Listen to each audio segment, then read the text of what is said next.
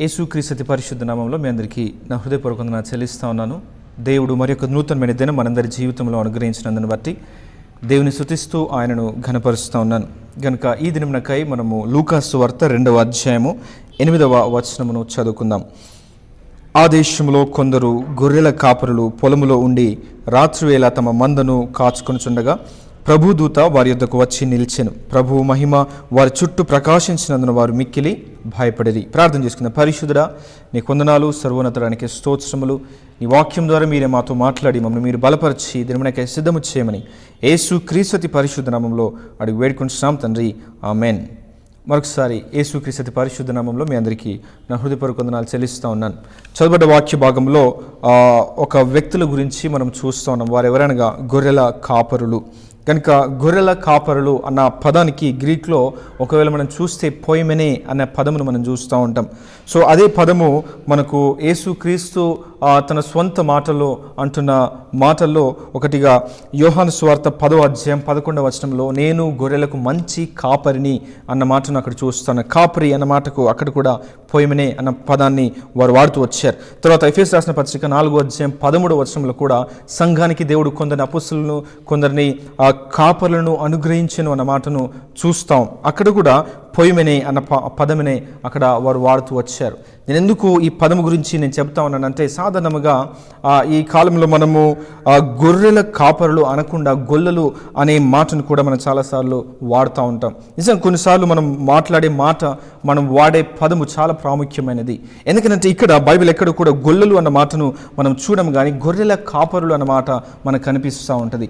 ఎందుకంటే బైబిల్ ఎప్పుడు కూడా ఏ తెగకు కానీ లేకుంటే ఏ కుల వ్యవస్థకు కానీ ఆ మాటకు వస్తే ఈ లోకం నుండి ఉద్భవించిన ఎటువంటి వ్యవస్థకు కానీ బైబిల్ ఎప్పుడు కూడా మద్దతు ఇవ్వదు. ఎందుకంటే ఆ మాటను ఖచ్చితంగా మనము వాడకూడదు. కనుక గొర్రెల కాపర్లు అని బైబిల్ చెబుతా ఉన్నది. మనం కూడా గొర్రెల కాపర్లు అనడంలో చాలా అర్థము ఉన్నది. కనుక ఈ గొర్రెల కాపర్లు వారి జీవితం నుండి కొన్ని విషయాలు మనం నేర్చుకొని ఈ దినమును మనం ముగించుకుందాం. ఒకవేళ మనం చూస్తే అదే 10వ వచనం 11వ వచనంలో ఆ గొర్రెల కాపర్ల దగ్గరికి దేవదూత వచ్చి ఒక మాటను తెలియజేస్తూ ఉన్నది.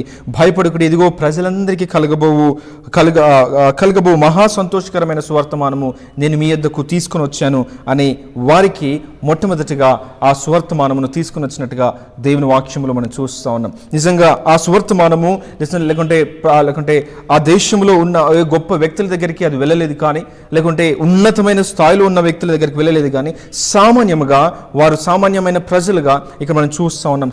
గొర్రెల కాపర్లు చాలా సామాన్యమైన ప్రజలు. వారు అక్కడ ఎందుకు అంత విస్తారముగా ఉంటా ఉన్నారంటే, ఖచ్చితంగా అక్కడ యెరూషలేములో వారు గొర్రెలను వధించే ధర్మశాస్త్రం ప్రకారం గొర్రెలను వధించే అవసరత ఎంతో ఉంటుంది. కనుక ఆ ఇశ్రాయేలు దేశంలో కూడా గొర్రెలను పెంచడం కానీ గొర్రెలను సాధడం కానీ ఇది ఒక ప్రధానమైన వృత్తిగా ఉండేది. కనుక సాధారణంగా చాలా మంది కూడా గొర్రెలను కాస్తూ ఉండేది వారు. ఒకవేళ దావీదు కూడా ఆయన గొర్రెలను కాస్తున్న వ్యక్తిగా మనం చూస్తూ ఉన్నాం. వారి కుటుంబము లేకుంటే యోసేపు వారి అన్నలు కూడా గొర్రెలు కాస్తునేవారు. సో అది ఒక సాధారణమైన పని. యెరూషలేములో లేకుంటే ఇశ్రాయేలు దేశంలో సాధారణమైన పని ఏంటంటే గొర్రెలను కాసుకోవడం. సో అటువంటి సామాన్యమైన వ్యక్తుల దగ్గరికి దేవుడు సువర్తమానమును తీసుకుని వచ్చాడు. కనుక ఆ సువర్తమానము తీసుకుని వచ్చిన తర్వాత వీరిలో ఉన్న ఆ ప్రతిస్పందనను ఒకవేళ మనం 15వ వచనంలో మనం చూస్తాం. ఆ దూతలు తమ యొద్ద నుండి పరలోకమునకు వెళ్ళిన తర్వాత ఆ గొర్రెల కాపరులు జరిగిన ఈ కార్యమును ప్రభువు మనకు తెలియజేయించి ఉన్నాడు అన్న మాటను అన్న విషయాన్ని వారు గ్రహించారు. నిజంగా చాలాసార్లు దేవుడు అనేక విధాలుగా ఈరోజు నీతో నాతో మాట్లాడవచ్చు.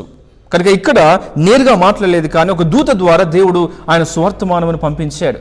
సాధారణంగా ఇది లేకుంటే వారు దాన్ని తృణీకరించవచ్చు, లేకుంటే భయపడి అమ్మో ఇది మనకెందుకు అంత అవసరము అని వారు దాన్ని పక్కన పెట్టవచ్చు, లేకుంటే ఏమైనా చేయవచ్చు. సువర్తమానము ఈరోజు వారి చేతిలో ఉన్నది. దాన్ని వారు ఏమైనా చేయవచ్చు, లేకుంటే వారి స్వలాభం కొరకు దాన్ని ఇష్టానుసారంగా ఆ వర్తమానమును కూడా వారు మార్చే అవకాశం ఉన్నది. కానీ ఇక్కడ వారు అర్థము చేసుకున్న విషయాన్ని ఖచ్చితంగా మనం నేర్చుకోవాలి. వారు ఏమనుకుంటారంటే ఈ కార్యమును ప్రభువు మనకు తెలియజేయించి ఉన్నాడు. కనుక ఈరోజు చాలాసార్లు దేవుడు తన వాక్యము ద్వారా దినము ఈరోజు నీతో నాతో మాట్లాడుతూ ఉన్నాడు. కనుక ప్రతి మాట కూడా మనం అర్థం చేసుకోవాల్సిన విషయం ఏంటంటే ప్రభువు మనకు తెలియజేస్తున్న మాట ఇది అని. దేవుడు మనకు తెలియజేస్తున్న మాట, దేవుడు మా జీవితానికి అవసరమైన మాట ఈరోజు నా జీవితంలోనికి దేవుడు తీసుకొచ్చాడు అనేది మనం ఖచ్చితంగా అర్థం చేసుకోవాలి. కనుక ఆ విషయాన్ని ఖచ్చితంగా ఈ గొర్రెల కాపర్ల నుండి మనము నేర్చుకునవచ్చు. మొట్టమొదటి మాట ఏంటంటే, వారు దేవుడు వారికి ఆ మాటను తెలియజేశాడని వారు నమ్మారు. నమ్మిన తర్వాత మనము బెత్లెహేము వరకు వెళ్ళి చూద్దాము రండని ఒకరితోనొకడు వారు చెప్పుకున్నారు అన్న మాటను మనం చూస్తాం కదా. వారు వెంటనే దాన్ని, ఆ మాట కేవలము వారు నమ్మడమే కాదు కానీ వారు దానికి విధేయతను కూడా చూపించినట్టుగా మనం చూస్తాం. వారు విధేయత చూపించి వారు 16వ వచనం, త్వరగా వెళ్ళి మరియను యోసేపును తొట్టిలో పడుకుని శిశువును చూచిరి.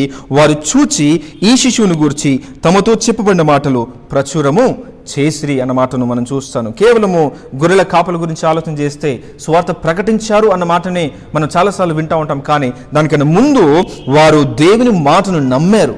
వారు వ్యక్తిగతంగా నమ్మి మనము వెళ్ళి చూతము రండి అని ఒక నిశ్చయితలోనికి వారు వచ్చి వారు వెళ్ళి చూసి అప్పుడు వారు సువార్తను ప్రకటిస్తున్నట్టుగా మనం చూస్తూ ఉన్నాం. నిజంగా సువార్తను ప్రకటించే వారమైన మనము కూడా ఇటువంటి అలాగుంటే విధానంలో ఒకవేళ మనం చేయగలిగితే దేవుడు ఖచ్చితంగా మన పనిని ఆయన ఆశీర్వదిస్తూ ఉంటాడు. కనుక చివరిగా వారు చేసిన పని ఏంటంటే, మరలా అదే మాట మనం చూస్తా ఉన్నాం 20వ వచనంలో, అంతటా ఆ గొర్రెల కాపరులు తమతో చెప్పబడినట్టుగా తాము విన్న వాటిని కన్న వాటిని గూర్చి దేవుని మహిమపరచుచు స్తోత్రము చేయొచ్చు తిరిగి వెళ్ళిరి అన్న మాటను మనం చూస్తా ఉన్నాం. ఈరోజు దేవుని వాక్యము లేకుంటే రక్షణ సువార్త అందరి దగ్గర ఈరోజు మనందరి చేతిలో ఉన్నది.